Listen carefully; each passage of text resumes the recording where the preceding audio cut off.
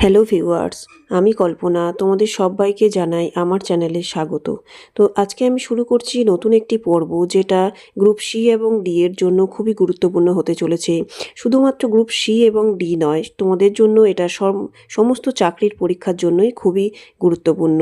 মুঘল সাম্রাজ্যের ইতিহাস থেকে গুরুত্বপূর্ণ সিলেক্ট করা 30টি এমসিকিউ আমি এই পর্বে আলোচনা করব। আর তোমাদের কাছে রিকোয়েস্ট করব, তোমরা পুরো ভিডিওটা দেখবে, কেউ স্কিপ করবে না। আর অবশ্যই আমার চ্যানেলটিকে সাবস্ক্রাইব করে আমার পাশে থেকো। আর ভালো লাগলে অবশ্যই একটা লাইক করো। তো চলো শুরু করা যাক। আজকে আমাদের আলোচনার বিষয় হলো মুঘল সাম্রাজ্যের ইতিহাস। প্রথম প্রশ্ন হলো, বাবর কত খ্রিস্টাব্দে প্রথম ভারত আক্রমণ করেন? 1519 খ্রিস্টাব্দে। ইব্রাহিম লোদি কে ছিলেন? লোদি বংশের শেষ সুলতান।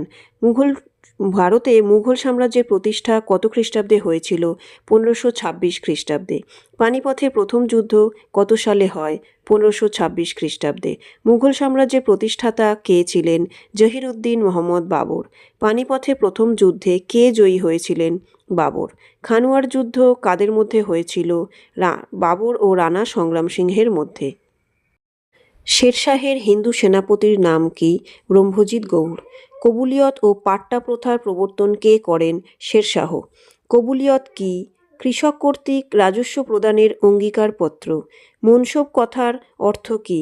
পদমর্যাদা।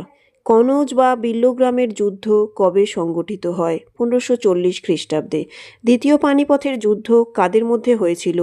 আকবরের অভিভাবক বৈরাম খাঁ ও হিমুর মধ্যে। কোন যুদ্ধে হুমায়ুনকে পরাস্ত করে শের খান দিল্লির সিংহাসনে বসেন? বিল্লগ্রামের যুদ্ধ 1540।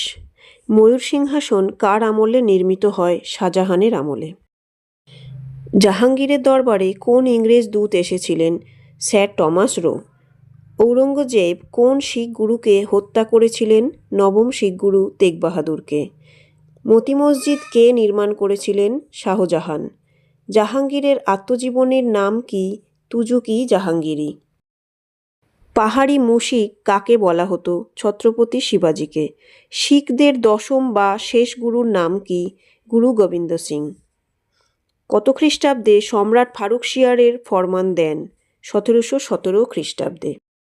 বন্ধুরা, তোমরা অবশ্যই আমার এই চ্যানেলটিকে সাবস্ক্রাইব করে আমার পাশে থেকো। আর তোমাদের কী ধরনের কোশ্চেন লাগবে অবশ্যই আমাকে একটা কমেন্ট করে জানিও। ভালো লাগলে অবশ্যই একটু লাইক করো এবং চ্যানেলটিকে সাবস্ক্রাইব করে দিও। তো চলো নেক্সট পার্ট শুরু করা যাক।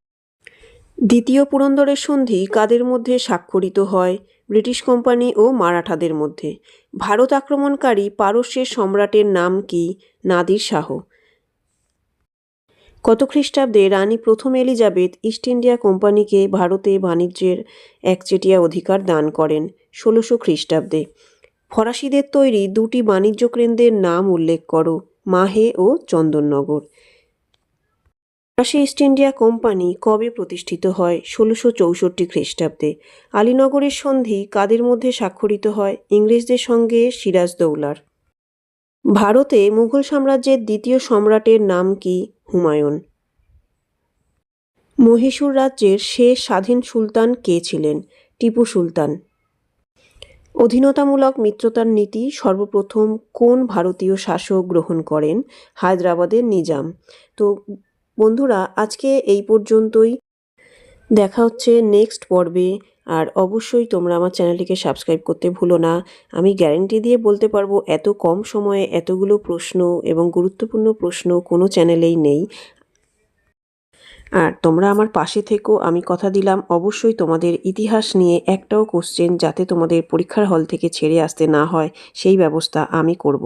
তো চলো টাটা, দেখা হচ্ছে নেক্সট পর্বে।